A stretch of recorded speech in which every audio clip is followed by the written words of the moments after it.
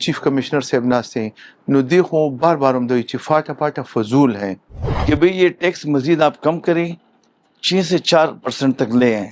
کل دوی ایڈوانس ٹیکس پمگ لگی کل منیمم ٹیکس لگی. السلام علیکم ناظرین، میں ہوں شہزاد دورانی، آپ دیکھ رہے ہیں ڈیلی میدان. وفاقی بجٹ 2026-27 میں فاٹا اور پاٹا کو جو ٹیکس میں چھوٹ حاصل ہے اس کو ختم کرنے کی تجویز زیر غور ہے، جس کی وجہ سے فاٹا اور پاٹا کے صنعت کاروں میں تشویش کی لہر دوڑ گئی ہے. اس بارے میں ان کا کیا کہنا ہے، وہ حکومت سے کیا مطالبہ کر رہے ہیں، اور اگر حکومت اپنے فیصلے پر قائم رہتی ہے تو وہ کیا کریں گے، تمام تفصیلات ہم آپ کو اس رپورٹ میں بتائیں گے. ہمارے ساتھ رہیے. اجی امجد میرا نام ہے، ممن چیمبر کا سینئر وائس پریزیڈنٹ ہوں. ہم نے اپنی یہ تجویز دی ہے ان کو کہ بھئی یہ ٹیکس مزید آپ کم کریں 6 سے 4% تک لے آئیں، کیونکہ فاٹا ابھی آپ کو بھی پتہ ہے کہ کس مشکلات سے گزر رہا ہے. تو یہ جو صنعت کار ہیں انہوں نے اپنا سرمایہ انویسٹ کیا ہے، تو کوئی صنعت کار یہ نہیں چاہے گا کہ مجھے لاس ہو جائے، مجھے نقصان ہو جائے. تو اس صورت میں سب یہ صنعتیں بند کر کے چلے جائیں گے. آیا آپ بتائیں ابھی جو حالات چل رہے فاٹا پاٹا کی، اس کے بعد اس کے حالات کیا ہوں گے؟ تو میرا ابھی بھی یہ حکومت سے درخواست ہے کہ ابھی بجٹ فائنل نہیں ہوا، جو ہمارے تجویز ہے اس پہ غور کریں، اور جو صنعتیں ہیں چل رہی ہیں کافی مقدار میں، میرے خیال میں 70% بند ہو گئی ہیں.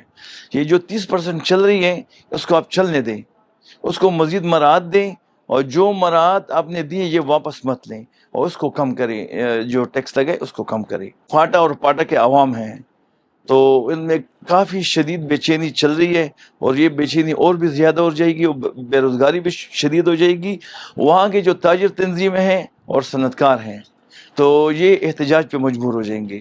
زمانم شہزاد عارف تھیں اور کور کمیٹی دا زمون فاٹا پاٹا انڈسٹریز اینڈ ٹریڈ د دې یو کور کمیټي د دغه ایگزیکټیو ممبر یم او د پی سی سی آی د امپورټ سټینډینګ کمیټي وایس چیرمن یم. دا خو داسې چې دا فاټا پاټا ټول ایگزمپشن هم دوی ختمول غواړي، او دا انډسټري 40-45% سټیل یونټي ډېر یونټي کلوز شوي، او د دوی چې کوم دا موجوده سټاف کینولې دی آر ټي او پېښور کې، ٹھیک شو، د دوی چې کوم رویه ده، د دوی چې کوم طریقه کار دی، نو تقریبا زما په خیال 90% تبا یا 95 تبا دا لاړ شي، دا انډسټري به ختم شي. موږ کوم چیف کمشنر صاحب ناستے ہیں نو دی خو بار بار هم دوی چې فاٹا پاٹا فضول ہیں.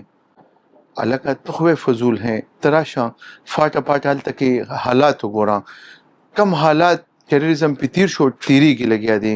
نو تو خود ایسی کمرہ کے ناسی تا تا سپتا دا کل دوی ایڈوانس ٹیکس پمگ لگی، کل منیمم ٹیکس لگی، کل ویلیو ایڈیشن ٹیکس لگی. نو بس دا انڈسٹری تقریباً زمان پا خیال کوس مزید دوی ٹیکس و لگو نو ختم پیش جی.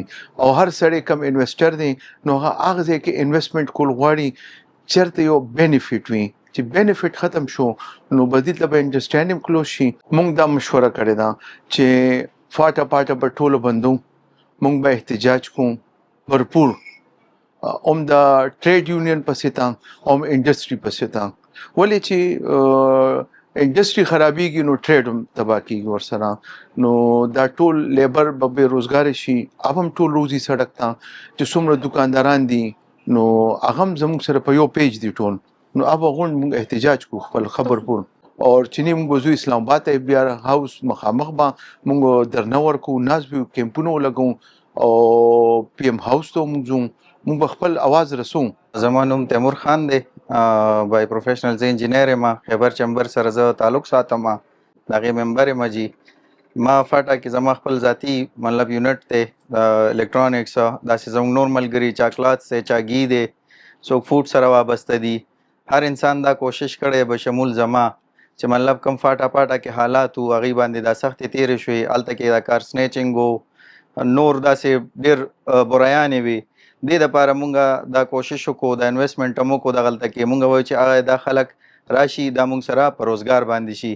دا انویسټمنټ مونږ مطلب د سیټلز ایریا کې هم کولی شو، هغو چې مونږ ته هم ریلیف و د ټیکس حوالې سره. مونږ هلته کې مطلب خپل یونټ انسټال کو، مونږ وی چلو مونږ ته به هم ریلیف ملو شي، بل مونږ سره وابسته ډېر خلک مطلب مونږ دلته په روزګار که، نو هر یو انسان پسې یو فیملی وي، دغه ښځې بچي وي نو د هغې مطلب ښه پرورش هغه ته یو دغه میلاو شوی دی بجای د دې چې مطلب په غلطو کارونو کې انوالو وو. مونږ دا کوشش وکړو چې دا مونږ په روزګار کو چې دې ته روزګار میلو شي نو دوی به دغه طرف ته پام نی.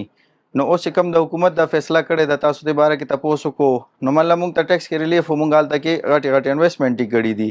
دا خلک هم مونږ څه په روزګار دي چې مونږ باندې هغه ټیکسونه ټول لګي دوباره نو مونږ ته څه ضرورت دی چې مونږ هغه ځای کې لکه انویسټمنټ به برقرار وساتو. لازم خبره ده مونږ به بیا موف کوو دېخوا سیټلز ایریا ته به راځو نو هغه حالات چې کوم هغې مخکې وو هغې نه به زیات اوس خرابېږي ځکه چې انسان مخکې مطلب په دغه څیزونو کې وو هغه مونږ حلال روزګار طرف ته راوستو او هغه اوس بیا مطلب د دې وجې بې روزګاره کېږي نو لازم خبره ده چې حالات به خرابېږي جي.